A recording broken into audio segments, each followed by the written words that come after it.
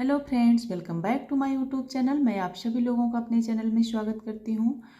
और मैं अभी स्वीडन में हूँ और मैंने आपको एक वीज़ा प्रोसेस का वीडियो डाला था। मैंने 2 पार्ट उसका डाला था, फर्स्ट और सेकंड।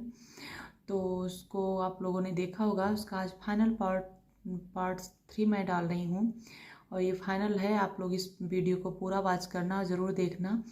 तो मैंने उसमें सेकंड वाले में बताया था कि मैंने जब अयोध्या का नाम लिया, मतलब मेरा सब कुछ फॉर्म रद्द कर दिया गया था, लेकिन मैंने जब अयोध्या का नाम लिया तो उन लोगों ने मतलब उनका क्या रिएक्शन आया, तो सारी चीज़ें मैं आप लोगों से शेयर करूँगी।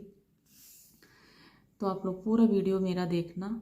और मैं आप लोगों से बोलना चाहूँगी कि अगर आप कोई मेरा वीडियो थोड़ा सा भी पसंद आता है ना, तो प्लीज़ मेरे चैनल को सब्सक्राइब कर लेना और बेल आइकन भी दबा देना, क्योंकि लोग देख लेते हैं लेकिन सब्सक्राइब नहीं करते। तो आप लोग सब्सक्राइब कर लेना। मैं अपनी हर चीज़ आपसे धीरे धीरे सब कुछ आपसे शेयर करूँगी, बताऊँगी। और फिर मैं इसके बाद एक वीडियो, और इसके बाद मैं अपना वीडियो डालूँगी कि मैंने अपने बच्चे का, मेरा जिससे मेरा बेबी हुआ, तो मैंने तुरंत, मुझे वहाँ का मतलब दूसरी कंट्री का वीज़ा लगवाना था। तो मैंने कैसे ही डिलीवरी के दूसरे तीसरे दिन से ही दौड़ना शुरू किया, और कैसे मैंने उसका आधार कार्ड, कैसे पासपोर्ट बनवाया, कैसे वीज़ा लगवाया, सब कुछ मैंने 2 महीने के अंदर सब कुछ मैंने तैयार करवा लिया था, पासपोर्ट से लेके वीज़ा तक का। तो ये सारी वीडियो मैं आप लोगों के साथ शेयर करूँगी। तो उससे मतलब कुछ लोगों को जानकारी भी मिलेगी कि कैसे कैसे चीज़ें मतलब करना चाहिए, कैसे होना चाहिए, मतलब हो जाती हैं। बस ये है, हाँ, आपको एफर्ट तो लगाना पड़ता है, मेहनत तो करनी ही पड़ेगी। तो मैंने कैसे किया था, मेरा सेकंड बेबी हुआ था तो मुझे तुरंत मतलब 2 महीने के अंदर मुझे इंटरनेशनल ट्रैवल करना ही करना था। मतलब 2 महीने के अंदर ही करना था। तो मुझे सारा सब कुछ, उसका बर्थ सर्टिफिकेट से लेके वीज़ा तक का काम करवाना था। तो उसमें आप समझ सकते हो, बर्थ सर्टिफिकेट होना चाहिए, आधार कार्ड होना चाहिए, पासपोर्ट होना चाहिए, बाकी के सारे डॉक्यूमेंट्स तैयार करवाना और करना। तो ये सब सारी चीज़ें मैंने कैसे करवाई थी, तो सब कुछ मैं आपसे शेयर करूँगी। वो भी अकेले, हस्बैंड बाहर थे, मैंने ही सब कुछ करवाया था, वो सारी चीज़ें शेयर करूँगी। तो अभी आपको मैं फाइनल बता देती हूँ कि मेरा क्या हुआ था। उस टाइम उन्होंने मेरे फॉर्म को रद्द कर दिया था। मैंने बताया था उस वीडियो में, मैं बैठ गई थी चेयर पे। फिर मैंने बोला था, एक थी मतलब वो इंडियन नहीं थी, वो मैक्सिकन थी। वो उनसे मैंने बात करने की कोशिश की, तो उन्होंने मुझे 2 मिनट का टाइम दिया। फिर उन्होंने बोला, हाँ बोलो आप। तो मैंने बताया कि मैं मतलब वहाँ से, अयोध्या से आई हुई हूँ और मैं 10 दिन से यहाँ पे रुकी हुई हूँ और मेरे पास बच्चा है, मेरे हस्बैंड बाहर हैं और मुझे इतनी नॉलेज हर चीज़ की नहीं है, क्योंकि मैं पहली बार ये सारी चीज़ें कर रही हूँ और मैं अपनी तरफ से सारा कोशिश की हूँ। और नहीं हो पाएगा तो मेरे लिए बहुत बड़ी प्रॉब्लम हो जाएगी, क्योंकि मैं ससुराल में हूँ और बच्चे को लेके ये सब करना मेरे लिए मतलब आसान नहीं है। तब उन्होंने मतलब फिर उस बात को रिपीट किया कि आप अयोध्या से हो। मैं बोली, हाँ मैम, मैं अयोध्या से ही हूँ और मैं बहुत परेशान हूँ, मेरी आंखों में आंसू था। तो उस समय उन्होंने पता नहीं क्या किया, मेरे फॉर्म को लेके तुरंत वो अंदर गई और वहाँ तक, मुझे लगता है जहाँ राजदूत बैठते हैं ना, अंदर तक, वहाँ तक सब कुछ उन्होंने देखा किया। और सारे लोग थे, 2-4 लोग, वो लोग भी मुझे बहुत ऐसे देख रहे थे, मतलब मुझे लग रहा था सबकी निगाहें मेरे पे थी। तो फिर उन्होंने सब कुछ देखा किया, फिर उन्होंने मेरा नाम लेके बुलाया काउंटर पे। फिर बाकी के भी जो बेसिक क्वेश्चन होते हैं, जो मतलब जनरल पूछे जाते हैं, वो सारा उन्होंने मुझसे क्वेश्चन किया। मैंने भी सारे आंसर दिया, क्योंकि वो उन सब में मुझे कोई प्रॉब्लम नहीं हुई, क्योंकि वो सारा हस्बैंड ने मुझे बता रखा था कि कैसे होगा, क्या होगा।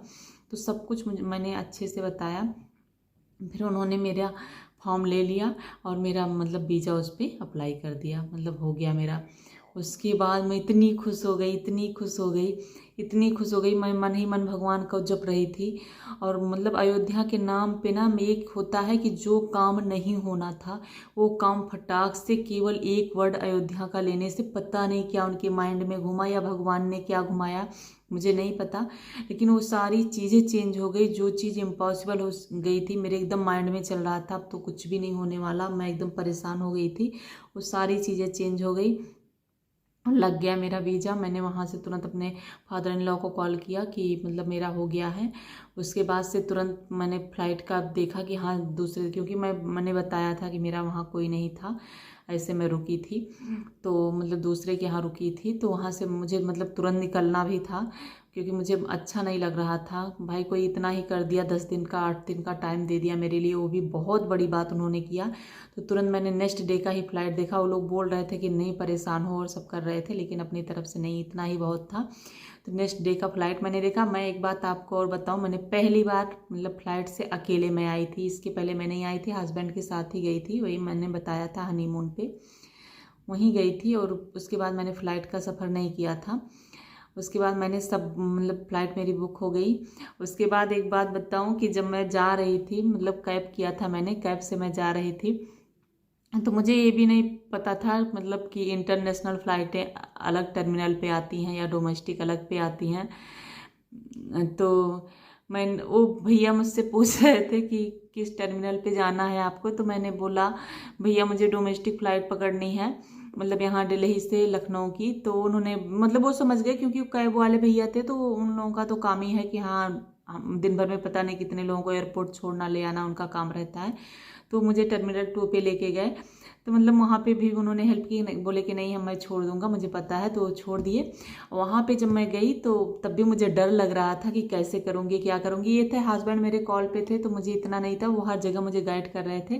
तो मैं वहाँ गई। लेकिन ये है कि ना आपको एयरलाइन वाले बहुत हेल्प करते हैं, मतलब आप थोड़ा सा अगर बता देते हो ना कि मुझे ये चीज़ें नहीं समझ में आती हैं तो कर देते हैं। तो एक भैया थे, मैंने उनसे पूछा और मैंने बोला कि मतलब मतलब एयरलाइन का वो था, तो मुझे मेरी फ़्लाइट थी, तो मैंने पूछा कैसे कैसे क्या करना, तो उन्होंने सब बता दिया। मैं तुरंत लाइन में खड़ी हुई, मेरा सामान चला गया।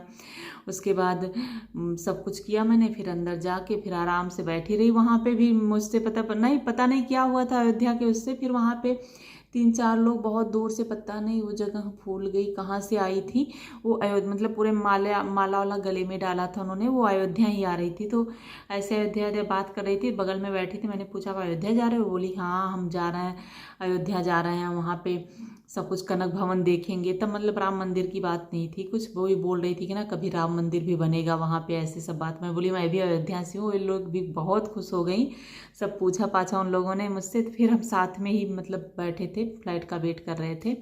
फिर मैं आ गई अपने ससुराल। तो ये रहा मेरा वीडियो, और आप लोगों को कैसा लगा आप लोग बताना। और मैं अभी इसके बाद अपना नेक्स्ट वीडियो डालूंगी कि मैंने अपने बच्चे के साथ और सारा प्रोसेस कैसे करवाया, सब कुछ मेरा कैसे हुआ। दूसरी कंट्री का मुझे जाना था मतलब इस टाइम पे, तो सारी चीज़ें मैं आपसे शेयर करूंगी। तो प्लीज़ आपको मेरा वीडियो थोड़ा सा भी पसंद आया होगा तो प्लीज़ लाइक कर देना। मिलते हैं नेक्स्ट वीडियो में, तब तक के लिए बाय बाय।